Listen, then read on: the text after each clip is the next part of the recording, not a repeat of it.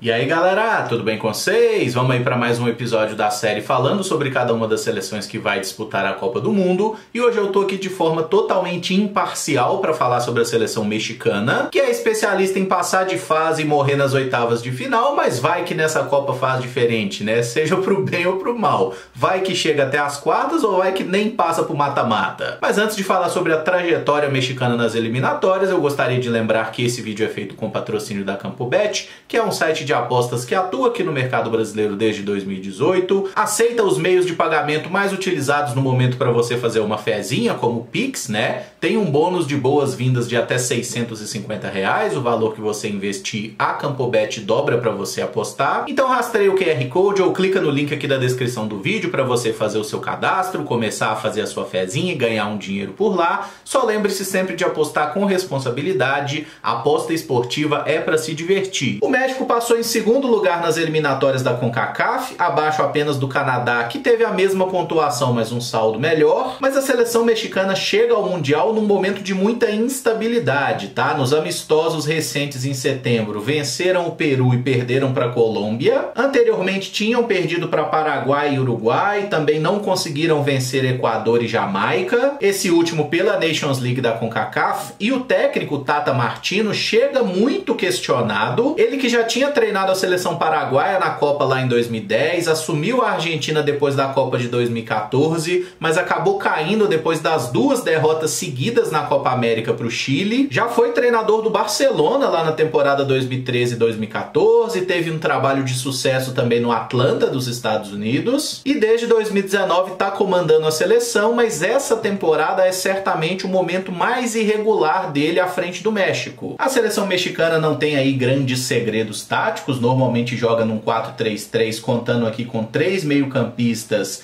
sendo 2 de mais chegada à frente e um volante mais preso, mas nenhum dos 3 é propriamente um armador, 2 atacantes de velocidade e um centroavante, mas um golpe duro aí nas ambições da seleção mexicana é porque o seu atacante titular aqui pela direita, o Tecatito Corona, ele tá lesionado e provavelmente não vai ter condição física de disputar a Copa do Mundo. O Tata Martino colocou o nome dele na pré-lista, inclusive, ele não tá 100% descartado, mas provavelmente ele não vai ter condição de jogar a Copa. Então vamos falar da seleção mexicana sem esse importante jogador que passou muito tempo no Porto e atualmente joga no Sevilha. O goleiro é um velho conhecido dos brasileiros, né? Guillermo Memo Ochoa, atualmente com 37 anos. Ele que enfrentou o Brasil tanto na Copa de 2014 quanto no Mundial de 2018, fez ótimas partidas inclusive. Na verdade, ele fez ótimas Copas do Mundo, não apenas contra a seleção brasileira, né? Os outros jogos também. E é interessante que muita gente fala assim, o Ochoa sempre é o goleiro da seleção mexicana.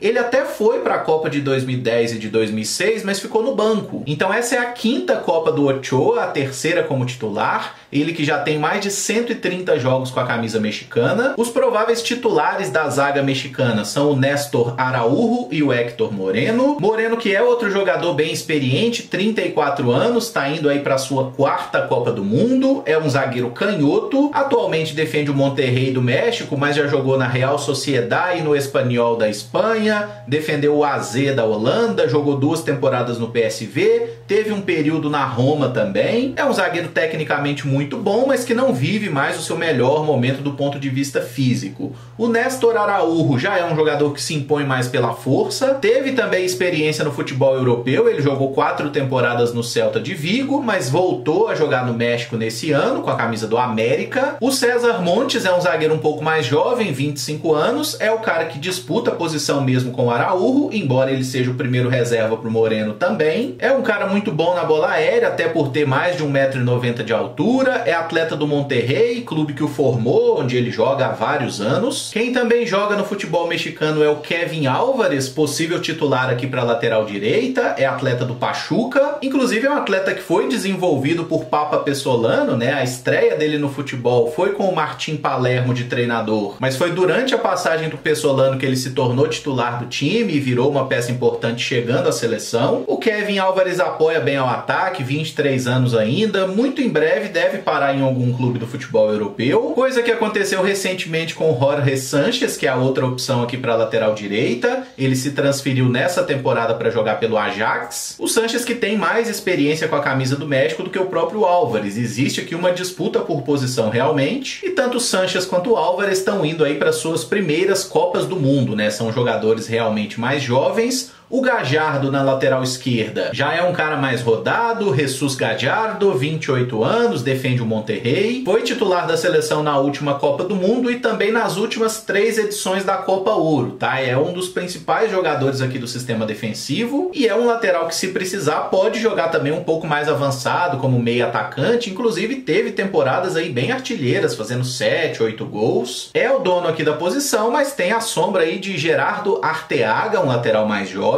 Tem 24 anos e joga no futebol belga. Ele está na sua 3ª temporada pelo Genk. Foi revelado no Santos Laguna e também é um lateral esquerdo bem importante, tá? Inclusive já aconteceu eventualmente dos dois jogarem juntos, né? O Arteaga na primeira linha e o Gallardo um pouco mais avançado. Uma das referências técnicas do time é o Edson Álvares, o primeiro volante aqui, disputou a última Copa inclusive. Apesar de ter 25 anos, já tem mais de 50 jogos com a camisa da seleção, é atleta do Ajax há 4 temporadas. Alguns clubes ingleses tentaram levar ele nessa última janela de transferências inclusive, mas o Ajax não liberou porque já tinha perdido quase todo mundo. E aqui entre os volantes mais avançados, né, que saem um pouco mais para o jogo, a gente tem o Carlos Rodrigues, jogador do Cruz Azul, 25 anos de idade, tá indo para sua primeira Copa do Mundo, mas já tem mais de 30 jogos pela seleção. E o Héctor Herrera já é um jogador mais experiente, renomado, jogou as últimas 2 Copas do Mundo, já tá caminhando por uma reta final de carreira, mas teve uma trajetória bem legal no futebol europeu. Foram 3 temporadas no Atlético de Madrid, mais de 6 anos no Porto. Nessa temporada 2022 ele se transferiu para o futebol da Major League Soccer, tá jogando no Houston Dynamo. E eu deixei aqui 3 jogadores como opção para o meio campo, né, que a gente poderia até colocar aqui como reservas imediatos, digamos assim.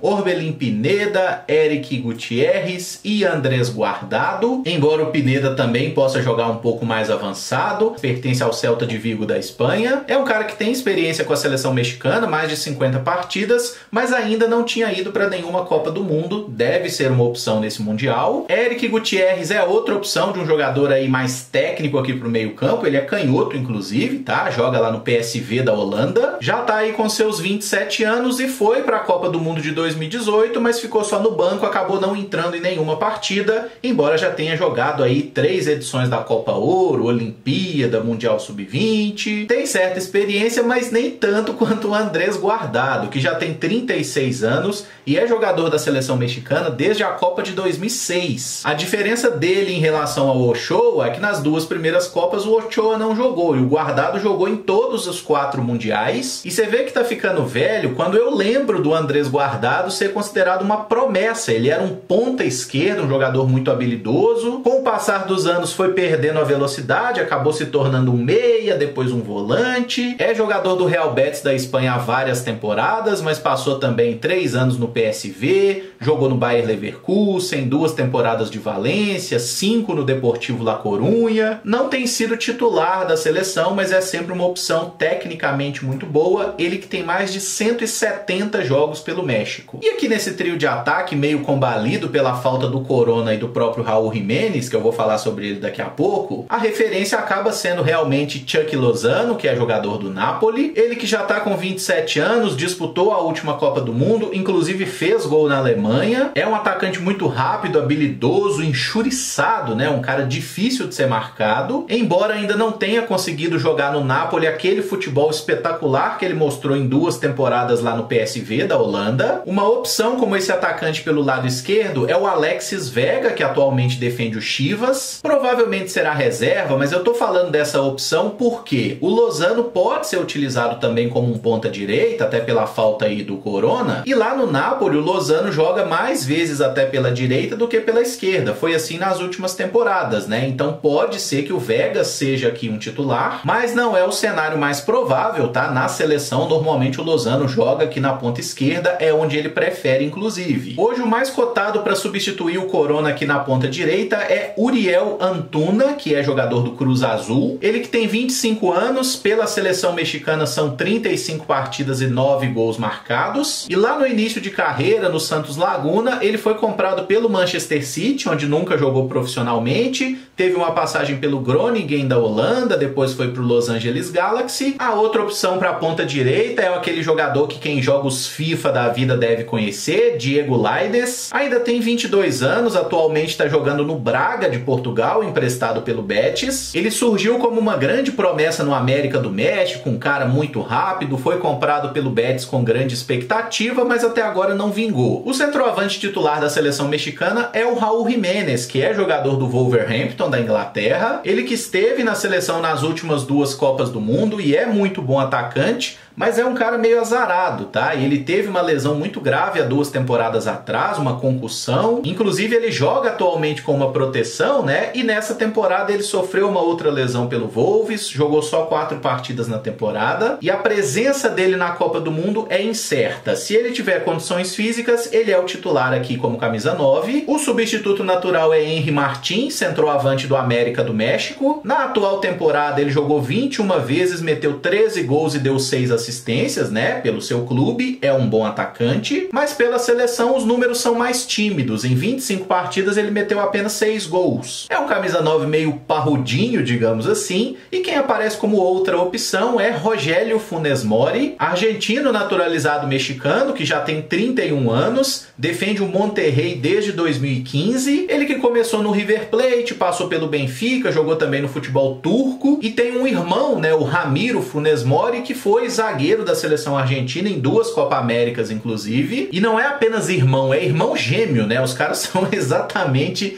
idênticos. Pela seleção mexicana, o Rogério tem aí 16 partidas e 5 gols. E na última Copa Ouro, em 6 partidas, ele meteu 3 gols. Então é um cara que já apareceu bem num alto nível competitivo e deve estar na lista final para a Copa do Mundo, mas o titular, como eu já falei, é realmente Raúl Jiménez. Outro só vai jogar se ele não estiver bem fisicamente. Os mexicanos sempre chegam muito empolgados para a Copa do Mundo e normalmente não arrumam nada, né? Frequentemente, inclusive, param nessas oitavas de final aí, que são uma barreira histórica. Na última Copa, inclusive, o México parou no Brasil. Olhando assim para os nomes, para os jogadores, me passa uma sensação um pouco de entre-safra, né? A gente tem alguns caras já bem experientes, outros muito jovens que ainda não parecem prontos para assumir a camisa e fazer um grande mundial, mas o grupo não é impossível. Acho que o México pode computar uma derrota para a Argentina como todas as outras seleções, não pode vacilar contra a Arábia Saudita e aí fica um confronto direto contra a Polônia, né? Acho que o México é